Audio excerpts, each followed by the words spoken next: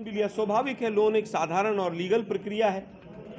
तो जिन लोगों ने लोन लेकर भी अपने मकान बनाए या जमीनें ली या जमीन पर लोन लिया, उनकी कौड़ियों के भाव में अगर जमीन चली जाएगी तो बैंकों के लोन हैं, उनके बच्चों की शादियां हैं, उनके बच्चों की पढ़ाई है, उनके घर में बुजुर्ग माँ बाप हैं, उनको कौन संभालेगा? उनकी आजीविका अगर समाप्त हो जाएगी तो उनका परिवार कैसे चलेगा? मैंने कहा स्वयं भी, ये पार्टी का विषय नहीं है किसने कब उठाया नहीं उठाया। अच्छी बात है सपा के सांसद महोदय ने या किसी और ने भी उठाया। हमने पूरा रिसर्च किया, जैसा कि आप लोगों को हमने दिखाया, तमाम कागज़ हमने एकत्रित किए। ये बहुत बड़ा मुद्दा है। आप 5 लाख 6 लाख रुपए विश्व में एक ज़मीन लेते हैं और उसको करोड़ों रुपए विश्व में बेच रहे हैं। भाई सरकार का काम व्यापार करना तो नहीं, सरकार का काम ये तो नहीं है कि सुप्रीम कोर्ट के आदेश से एक ट्रस्ट बना और वो ट्रस्ट ही यहाँ के सर्किल रेट से 20-20 गुना में ज़मीनें खरीदे। अनैतिक भी है, अलोकतांत्रिक भी है, अवैधानिक भी है। हम इस लड़ाई को चाहते हैं कि लोकतंत्र का चौथा स्तंभ इसको उचित स्थान दे और हम सड़क से लेकर संसद तक इस विषय को उठाएंगे, न्यायालय भी जाएंगे। जो अधिकारी इसमें इन्वॉल्व हैं उनको भी हम आइडेंटिफाई कर रहे हैं, किस किस ने कब कब किसका क्या रोल रहा है। आज भूल करता धरता है।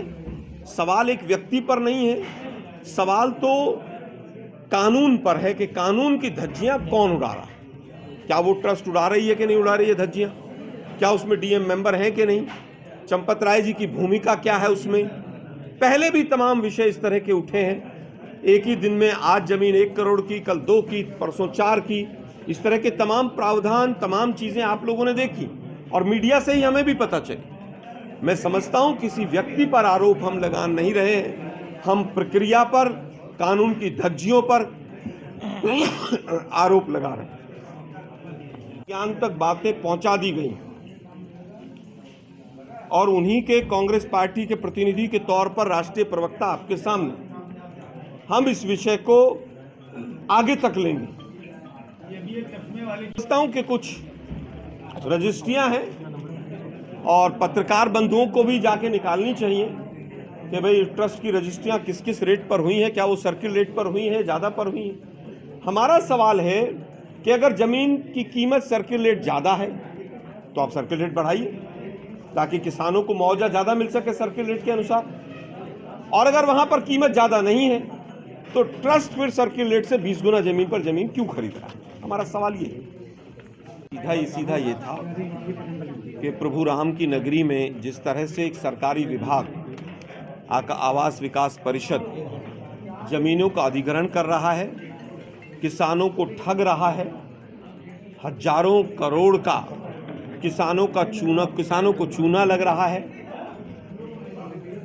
सरकार का स्वयं का विभाग 2013 का जो हमारा भूमि अधिग्रहण कानून है, लैंड एक्विजिशन एक्ट है, संसद से जो पास है, उसकी एक एक प्रावधान में धज्जियां उड़ा रहा है। तमाम कागजों के साथ आज हमने उसका पर्दाफाश करने का प्रयास किया है और हम किसानों की, गरीबों की लड़ाई लड़ने के लिए कांग्रेस पार्टी यहां पर आज मंच पर उपस्थित है। Subscribe now and press the bell icon. Never miss an update.